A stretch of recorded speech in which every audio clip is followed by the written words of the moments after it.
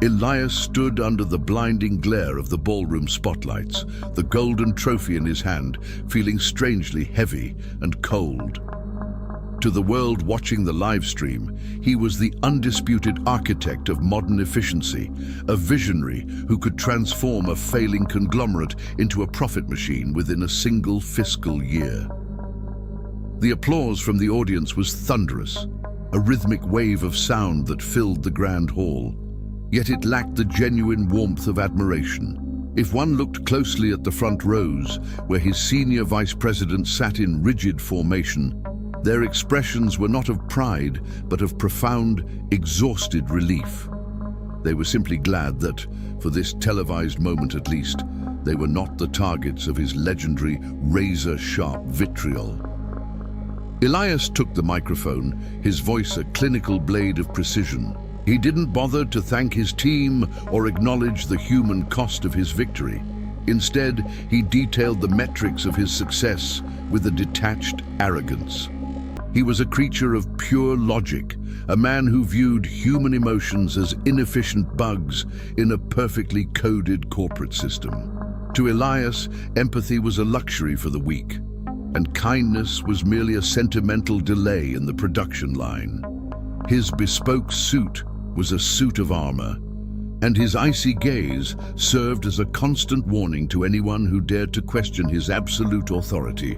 The celebration eventually faded, but the hollow sting of victory remained as he crossed the threshold of his minimalist mansion later that night. The silence of the house was a physical weight, pressing against his temples. Clara, his wife, was sitting in the corner of the living room, her eyes fixed on a book she hadn't turned a page of in nearly an hour. When Elias entered, she didn't look up with a welcoming smile. Instead, she visibly stiffened, her shoulders rising as if she were bracing for an inevitable impact. "We won the award," Elias said, his voice echoing off the cold marble floors like a stone dropped in a well. Clara simply nodded, a polite and distant gesture that confirmed they were little more than strangers sharing a high-end lease. In the shadowed hallway, his teenage daughter Maya caught his eye for a fleeting second before retreating into her bedroom. The soft, definitive click of her door locking was the final punctuation mark on their fractured relationship. Elias stood alone in his cavernous high-tech kitchen, surrounded by the finest objects money could buy, yet he felt a gnawing hunger that no quarterly bonus could ever satisfy. He was a master of the corporate world, but in the sanctuary of his own home, he was a ghost. A presence defined only by the fear and avoidance he commanded from those he was supposed to love. The following morning, the atmosphere in the executive boardroom was electric with a different kind of tension. A critical meeting was underway with the company's primary investors, the people who held the keys to his next multi-billion-dollar expansion. Marcus, Elias's perpetual rival on the board, sat directly across from him, wearing a thin, predatory smirk that suggested he was waiting for a single misstep. When the lead investor, a man whose capital was the lifeblood of the firm, questioned Elias's projected margins with a hint of skepticism, the mask of corporate professionalism finally shattered. It wasn't a gradual decline into frustration, it was an instantaneous volcanic combustion. Elias slammed his fist onto the mahogany table, the sound like a gunshot in the sterile room. He didn't just defend his data, he dismantled the investor's character with a series of cruel, calculated insults that left the room in a state of collective shock. Before we continue, subscribe to the channel and tell us in the comments where you are watching from. Marcus watched with visible delight as the investor stood up, gathered his documents in silence, and walked out of the room. In that single moment of uncontrolled rage, Elias had not only insulted a titan of industry, but had also placed the entire future of the company on a terrifying precipice. Hours later, Elias realized his IQ could not fill his void. The phone rang. Samuel had suffered a stroke and was asking for him. Elias pushed through the heavy glass doors of the hospital, the scent of antiseptic lingering in the air. His phone was a persistent, vibrating nuisance in his pocket, buzzing with messages from board members and frantic lawyers. He ignored them, his mind a whirlwind of fury. He expected to find his father, Samuel, broken and clinging to life, perhaps ready to offer a final, guilt-laden sermon. But as Elias stepped into the room, the frantic rhythm of his heart slowed. Samuel lay there, framed by the pale, ethereal light, his face marked by the physical trauma of the stroke. Yet his eyes were clear, reflecting a stillness that felt offensive to Elias's agitated state. While Elias was vibrating with the heat of his boardroom explosion, Samuel seemed anchored in a profound, unshakable calm. It was a peace that bypassed understanding, a serene defiance of the monitors beeping rhythmically beside his bed.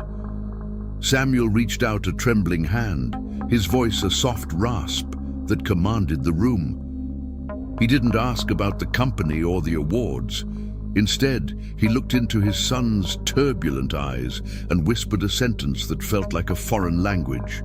He told Elias that management is merely a human skill, but true mastery over one's own soul is a divine gift.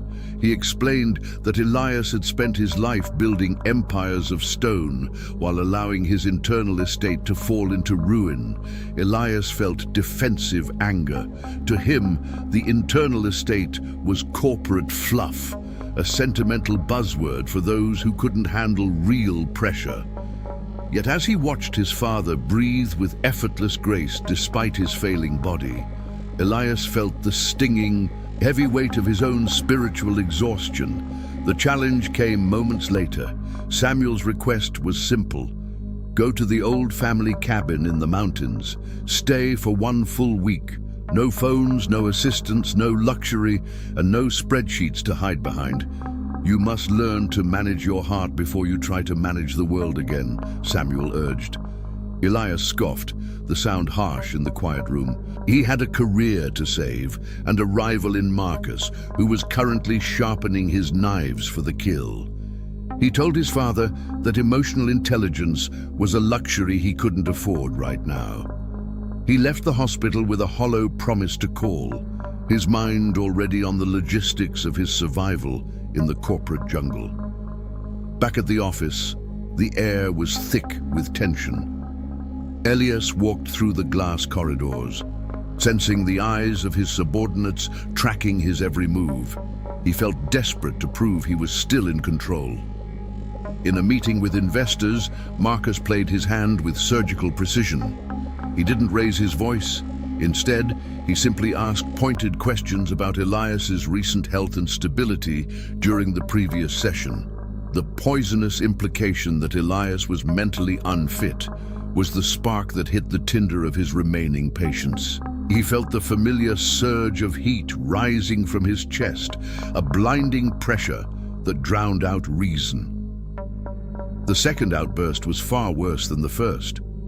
It wasn't just a slam of a fist, it was a scorched earth verbal assault that left the room in petrified silence. Elias watched the faces of his colleagues and saw not just fear, but a weary, final rejection. Within an hour, the chairman of the board delivered the verdict. A mandatory, temporary suspension, effective immediately. His keycard was deactivated, and he was escorted out like a common criminal. He was an exile from the kingdom he had spent 20 years building. The very walls he had raised to protect his ego had finally closed in on him, leaving him with nothing but the echo of his own shouting. Standing in the parking garage, the silence of his car felt like a tomb. He had no one to call. Clara's phone went to voicemail, and Maya wouldn't acknowledge his text. The city lights looked like a cold circuit board, indifferent to his ruin. With desperation, he started the engine and began the drive toward the mountains. He wasn't going for a spiritual retreat. He was going because he had nowhere else to hide. The asphalt stretched into the darkness, leading him toward a total silence he had spent a lifetime avoiding. As the skyscrapers faded in his rearview mirror, the weight of his father's words began to press against his chest, heavier than the career he had just lost.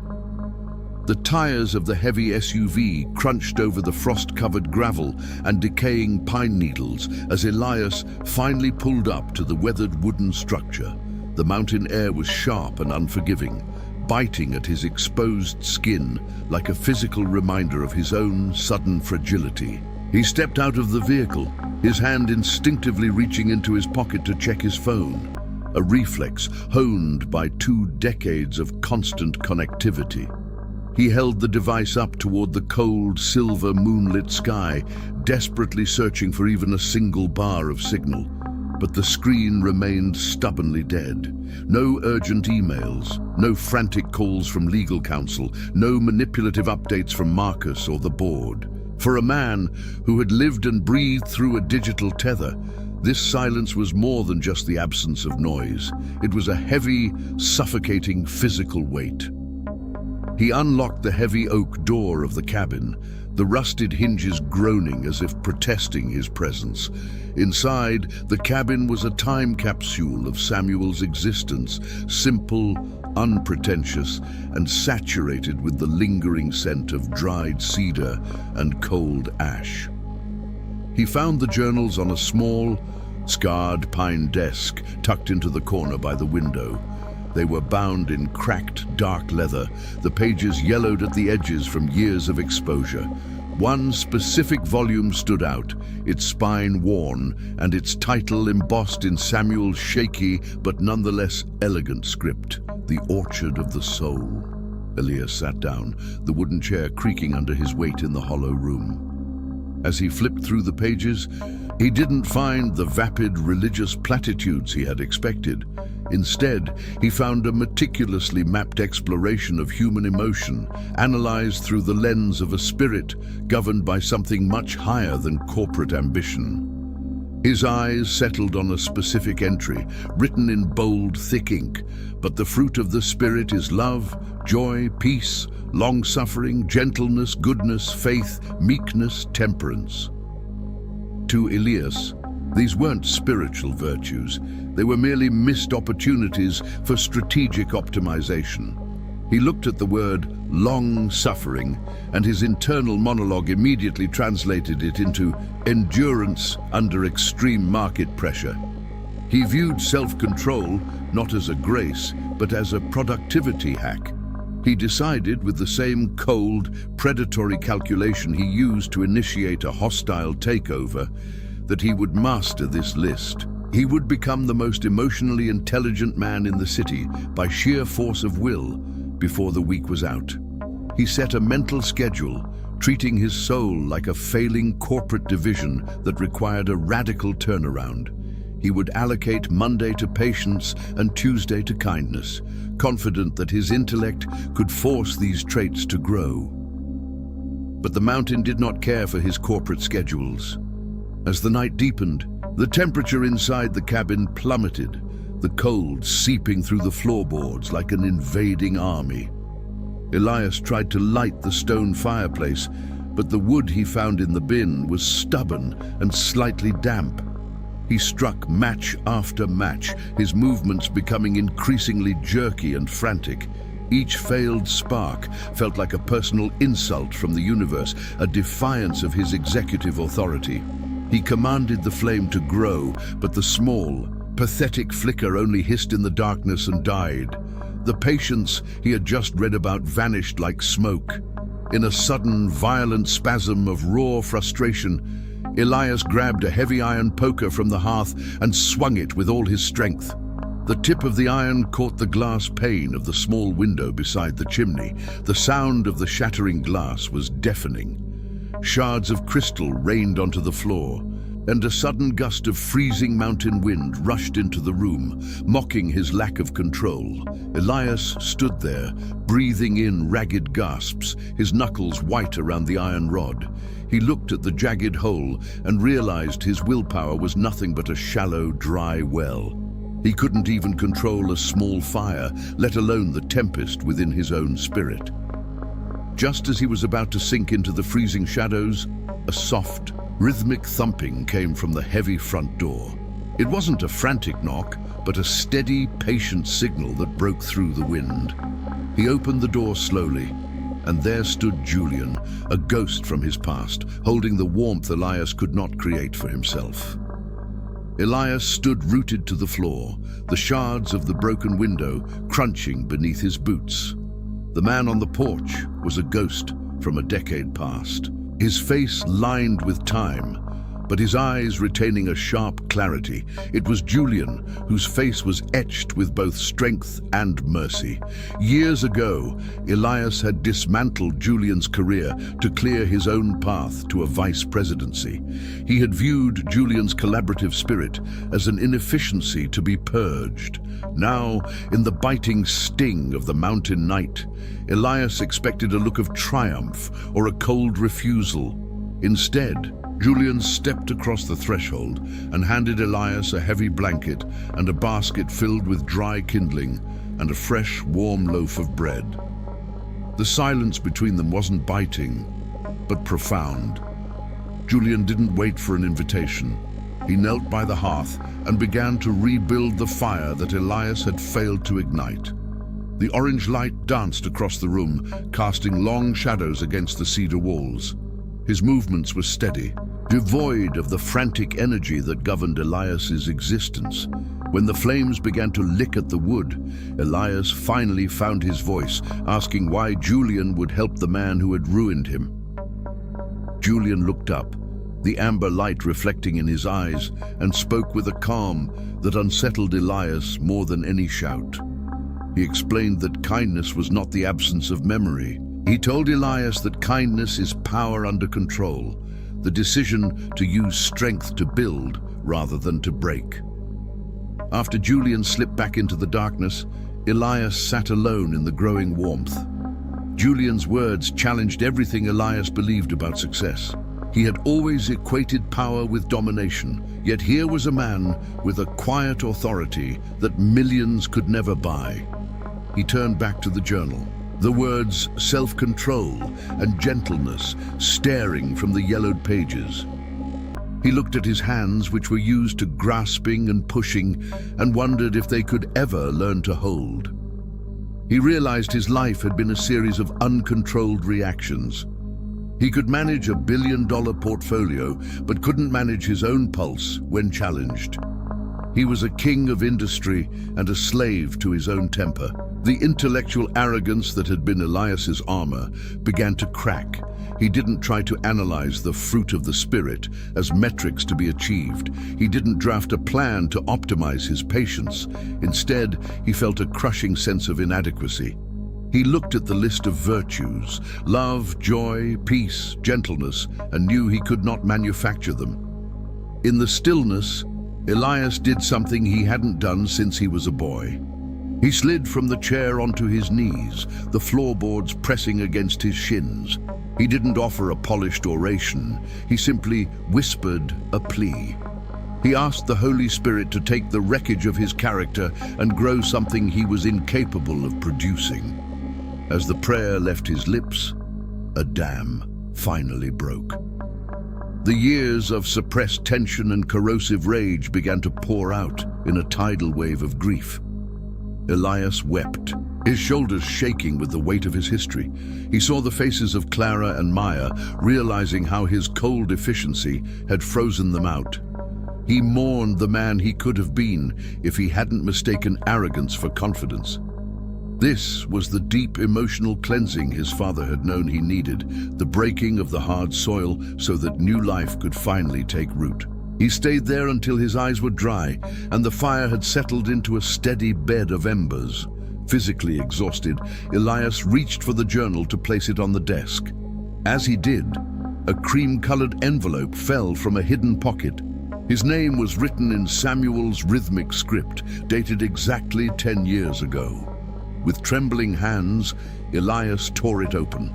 The letter didn't contain business advice or a map to wealth. It was written by a father who had seen his son's future with heartbreaking clarity. Samuel had written about this exact night, predicting that Elias would eventually find himself at the end of his own strength. The letter ended with a single haunting sentence. When you are finally tired of being your own god, the orchard is waiting. The morning light was a pale, translucent silver, creeping across the floor of the cabin like a silent witness to the night's surrender. Elias sat by the hearth, the letter from his father clutched tightly. The words, "When you're finally tired of being your own God," echoed in his mind, louder than the wind whistling through the hole in the window. He felt stripped bare, his old identity feeling like a costume. But the peace he had found in his tears was soon tested. A sharp rap at the door broke the stillness. Julian stood there, holding a portable battery-powered radio. He turned up the volume without a word. Through the static, the news was clear. The corporate kingdom Elias had built was being dismantled, stone by stone. Marcus had moved the board meeting forward. He was framing Elias's sudden absence as a mental breakdown, a sign of instability that disqualified him from leadership. The vote to permanently strip him of his authority was scheduled for the following morning. The old Elias felt a violent surge of adrenaline. His heart hammered against his ribs. He could see it clearly. The drive back to the city, the calls to his legal team, the way he would incinerate Marcus's reputation. He reached for his car keys on the mantel, his knuckles white. His instincts screamed for blood. He was an executive. He was a closer. He was a winner. Then his gaze fell upon the journal. Long suffering. The word felt heavy. Samuel had written that patience was not a passive waiting, but a courageous persistence. Elias looked at the keys, then at the shattered window. If he rushed back now, driven by the same fear and fury that had governed his life, he would be returning as the same broken man. He realized that the test wasn't whether he could save his job, but whether he could trust God with his future. With a slow, deliberate motion, he set the keys back down. "I'm staying," he whispered. Julian nodded slowly, a ghost of a smile touching his weathered face. He left the radio and retreated back into the woods, leaving Elias to the silence of his choice. The next 24 hours were an exercise in a different kind of labor. Elias spent the day repairing what he had broken. He found a piece of plywood and nails in the shed, carefully measuring to cover the broken pane. He didn't rush. He didn't curse when he missed a nail. He focused on the precision of the task. He cleaned the cabin with a meticulousness that surprised him. He swept the ash from the hearth, scrubbed the iron pots, and folded the heavy blankets. These were not the high-stakes negotiations of the boardroom, yet they required a new kind of faithfulness. He found a strange, quiet joy in these small chores. He began to see that his previous life had been a frantic attempt to control the external world because he had no control over his internal one. He had mistaken aggression for strength and coldness for clarity. As he worked, he realized that secular emotional intelligence was often just a sophisticated way to manipulate others. But what he was experiencing now was a spiritual surrender. He wasn't managing his anger. The spirit was replacing it with something else. The fruit was growing because he had finally stopped trying to manufacture it through force of will. He was no longer the gardener trying to grow plastic trees. He was the soil, finally allowing the seeds of his father's faith to take root. By the final evening, the cabin was transformed. He packed his bag, preparing for the descent back into the arena. He felt a deep, resonant calm, the kind Samuel possessed. As he stepped onto the porch to begin the long drive back, Julian appeared one last time. He handed Elias a small, smooth stone from the creek. "The city will be loud, Elias," Julian said. "Marcus will still be Marcus. The world hasn't changed its nature while you were away. Only you have." Elias took the stone, feeling its weight. He looked toward the horizon's distant glow. The hook of the past was losing its grip, but the greatest battle, the manifestation of this new spirit, was only just beginning.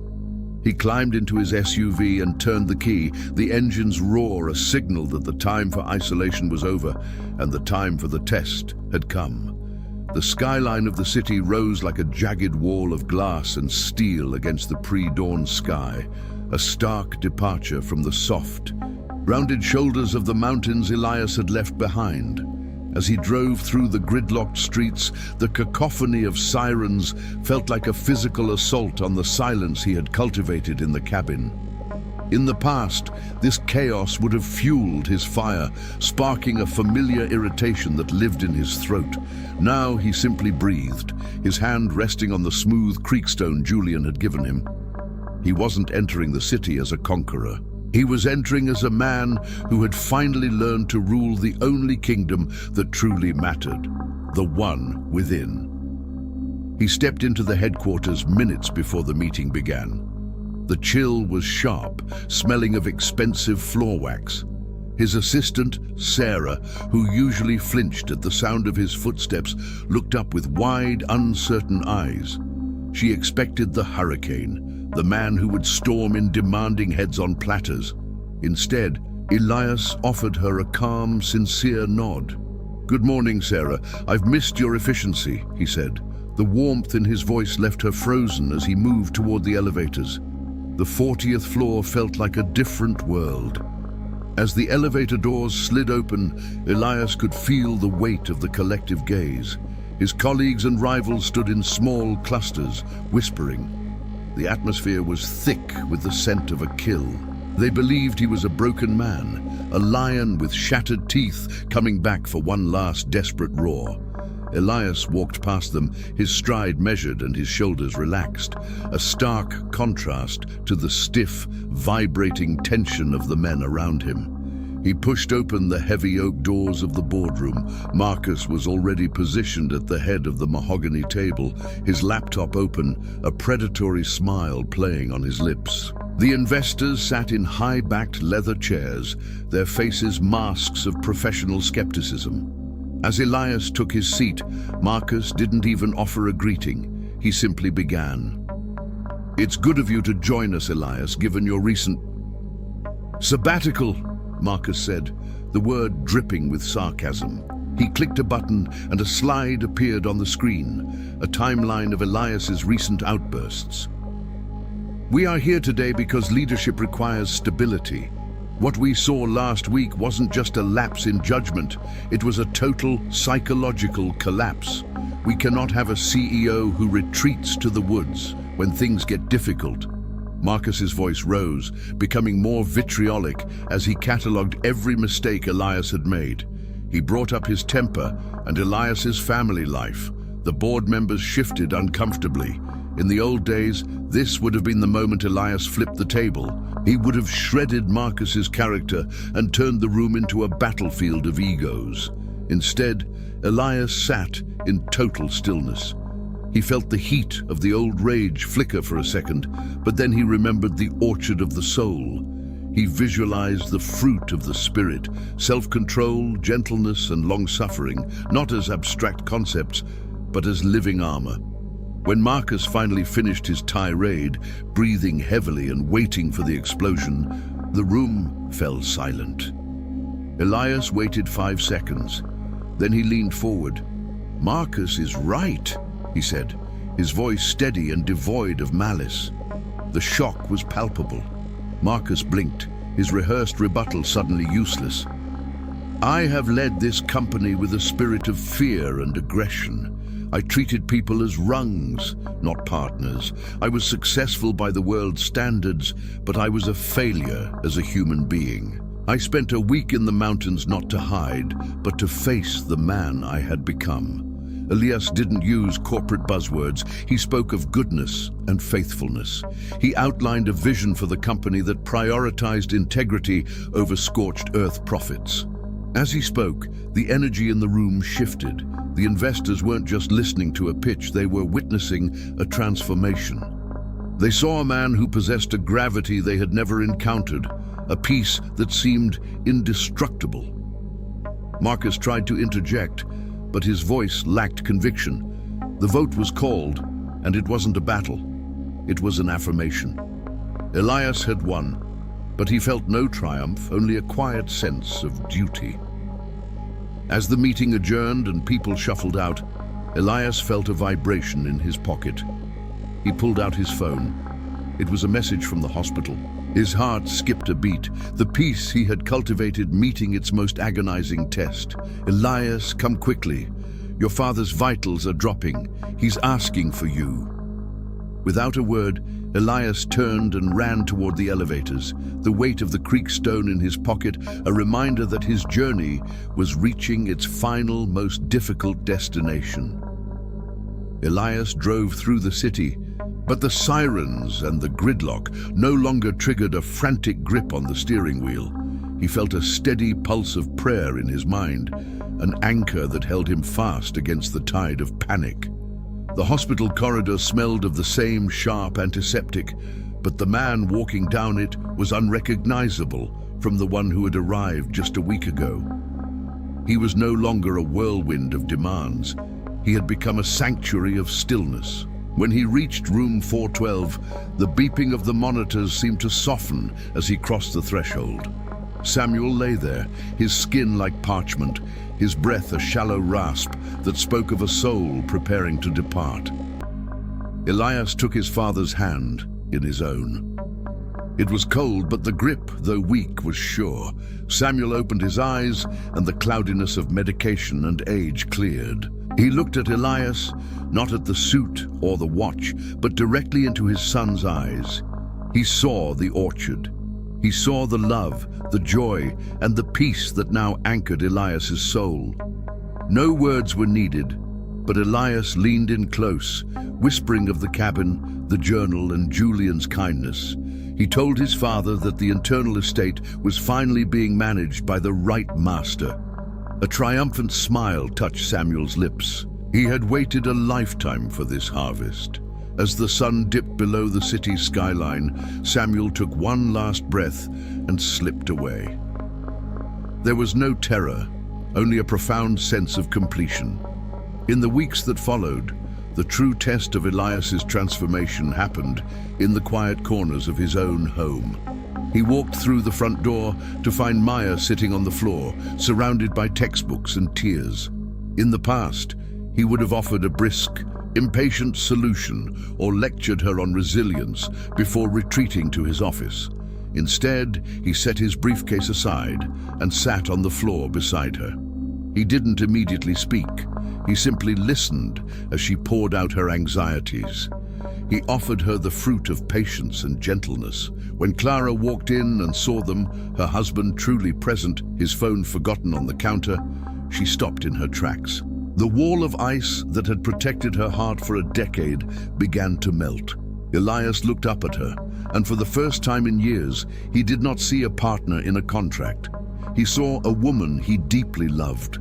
He reached for her hand, and the silence was no longer heavy with resentment, but light with the possibility of a future. Elias realized that the secular version of emotional intelligence was often just a tool, a way to navigate obstacles. But what he had found was a transformation. It wasn't about counting to 10 to suppress anger. It was about having the anger replaced by a supernatural peace. It wasn't about being charming to get results. It was about a genuine goodness that flowed from a source far deeper than his own willpower. The fruit of the Spirit was not a skill to be mastered. It was a life to be yielded to. He was no longer the architect of his character. He was a branch, and the life-giving sap was the Spirit of God doing the work for him. On the morning Elias returned to his duties, the air felt different. He stood in his office, looking out over the metropolis. A young associate knocked on his door. The young man was trembling, holding a folder that contained a catastrophic error in a contract. In the old regime, this would have resulted in a public execution of the man's career. Elias looked at the mistake, then at the terrified face of the subordinate. He felt the familiar surge of the old Elias, the punisher of weakness. But then he breathed. He chose grace. He stood up, walked around the desk, and placed a hand on the young man's shoulder. "We can fix this," Elias said calmly. "Let's solve this together."